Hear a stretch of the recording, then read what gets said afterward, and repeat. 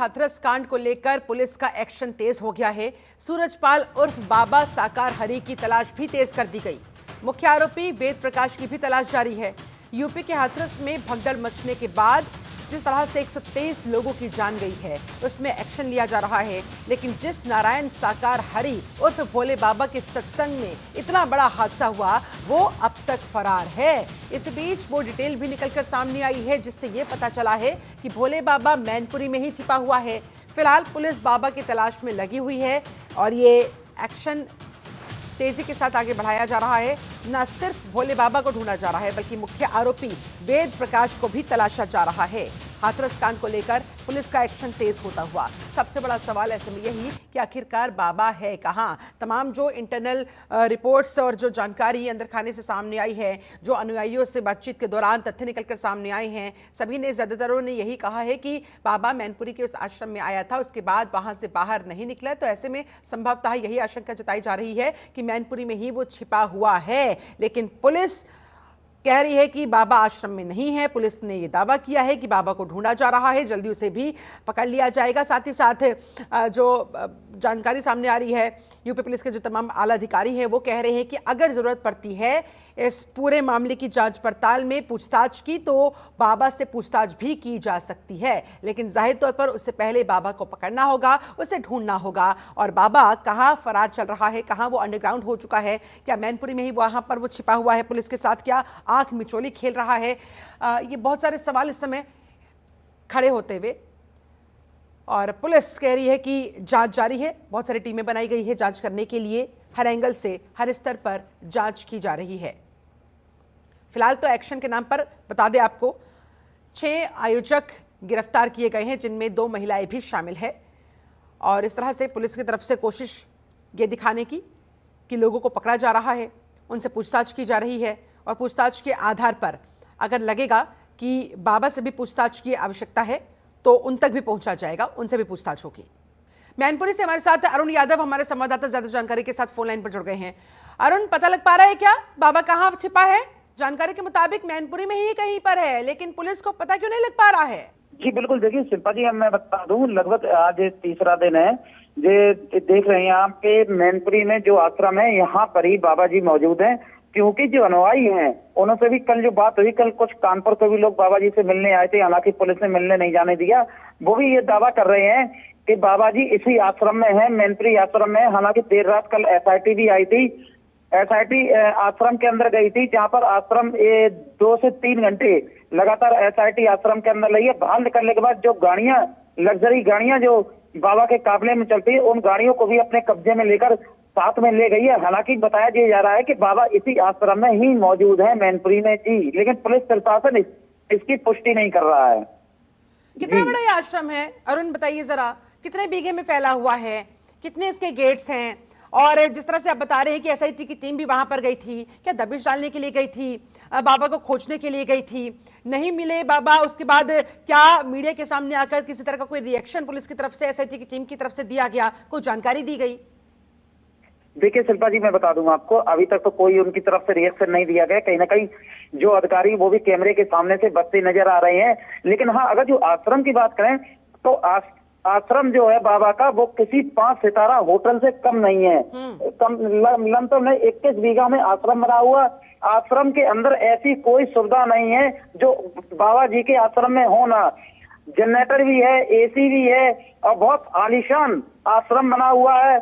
और उसी के अंदर बाबा जी मौजूद हैं, जो कि कोई, अगर जो बात करें पुलिस प्रशासन की, तो पुलिस प्रशासन ने चारों तरफ से जो 4 गेट है बाबा जी के, मेन गेट से लेके पीछे वाले गेट से लेके चारों तरफ एसओ, एसएचओ और पुलिस बल पूरी तरह से तैनात है, बिल्कुल छावनी की तरह तब्दील कर दिया गया है।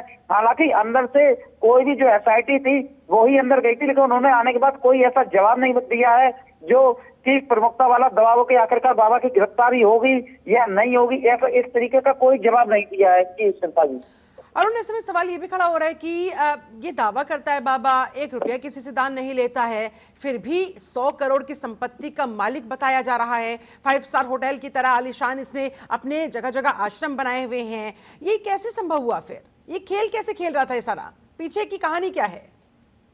देखिए मैं बता दूं शिल्पा जी आपको कि जो दान है, जो इनके सेवादार हैं, वो किसी से कम नहीं है। वो भी खूब पैसे वाले लोग हैं जिन्होंने बिल्कुल लिस्ट, जिस भी आश्रम में मैंने देखा है ज्यादातर जो लिस्ट चिपकी होती है बाहर, वो 200, 300, 500 लोगों के नाम लिखे रहते हैं, जिसपे चंदा के अनुदान के नाम पर 1 लाख और 1,51,000, मतलब 2 लाख, इस तरीके के चंदा। इस तरीके से देखा जाए तो मैनपुरी का जो बात करें, मिनिमम 2 करोड़ रुपए का ही चार्ट लगा हुआ है, जो मैंने आपको जनता टीवी में कल भी दिखाया था माधुरी जी शिल्पा जी। अरुण, एक और सवाल वो ये कि देखिए, कहा जाता है कि बाबा का सत्संग कहीं भी हो, लेकिन वो मैनपुरी के अपने इसी आश्रम में वापस लौटकर आया करता था, और हाथरस वाले कांड के बाद भी वो यहीं पर वापस लौटा।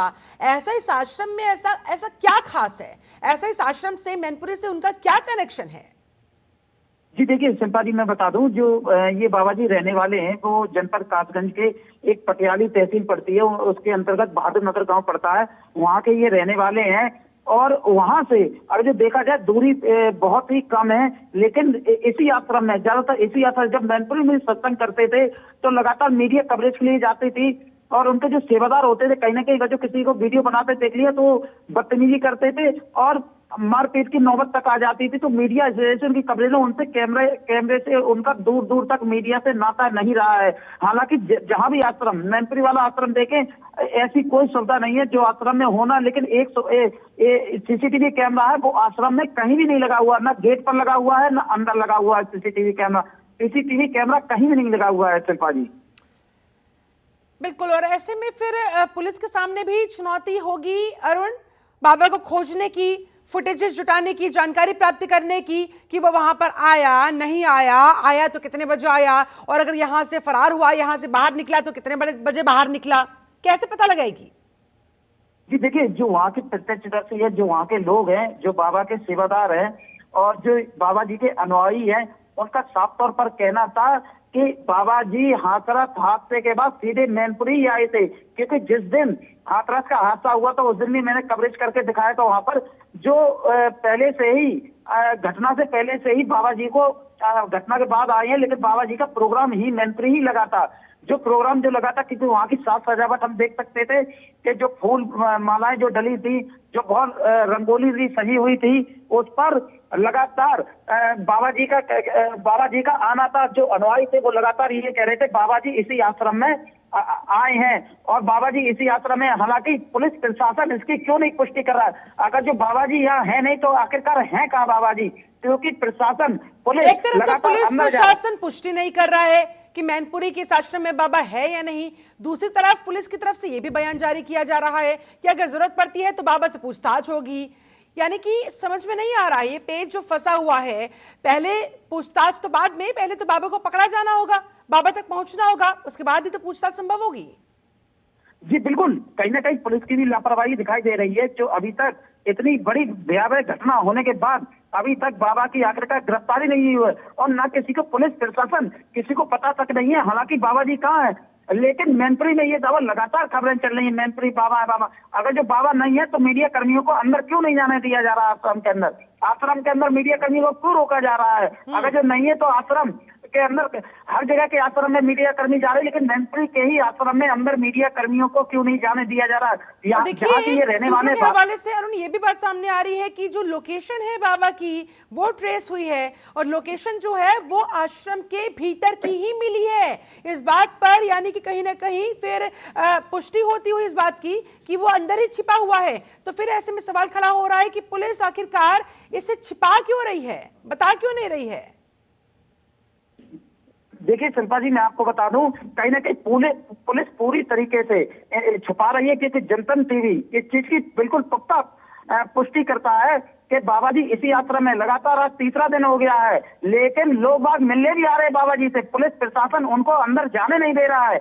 जो कल एटी सिंह वकील साहब भी आए थे, वो लगातार हाथरस से होकर सब तरफ से होके मैनपुरी आए थे, लेकिन मैनपुरी आश्रम में उनको भी नहीं जाने दिया जा रहा था। लेकिन हालांकि जो लोकेशन बाबा जी की मिली है वो इसी आश्रम की मिली है, सूत्रों के बतावे इसी आश्रम की लोकेशन मिली है, और बाबा जी इसी आश्रम में है। जी शिल्पा जी। अच्छा, आपके वहाँ आसपास बहुत सारे लोगों से बातचीत हुई होगी, आप लगातार वहां पर बने हुए हैं अरुण, उनका क्या कहना है जब वो लोग अंदर खाने इस आश्रम में कभी गए हों, क्या कोई तहखाना टाइप भी कुछ वहां पर बनाया गया है? कोई गुप्त तहखाना वहां उस आश्रम के अंदर बनाया गया है जहां पर छिपा जा सके? ऐसी कुछ जानकारी क्या सामने आ रही है?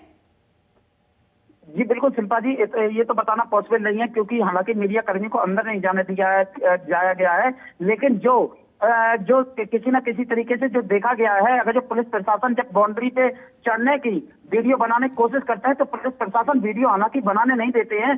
जो देखा गया है, जो आश्रम का चारों तरफ से इतना बड़ा बना है, लगभग 21 बीघा में आश्रम ये फैला हुआ है। लेकिन इसके अंदर क्या क्या चीजें हालांकि बाहर से दिखाई दे रहा है कि आलीशान। और अगर बाबा अंदर ही छिपा है तो कहाँ छिपा है? क्या कोई गुप्त तहखाना है जहां पर वो छिपा बैठा है? उसकी लोकेशन सूत्रों के हवाले से इसी आश्रम के भीतर की बताई जा रही है, लेकिन पुलिस इनकार कर रही है कि नहीं, आश्रम में बाबा है ही नहीं। ये जो तमाम सवाल हैं, इनके जवाब खोजे जाने बहुत जरूरी है। अरुणा यादव, आप नजर बनाए रखिएगा, आगे भी आपसे अपडेट्स लेंगे। फिलहाल आपका बहुत धन्यवाद इस पूरी बातचीत के लिए।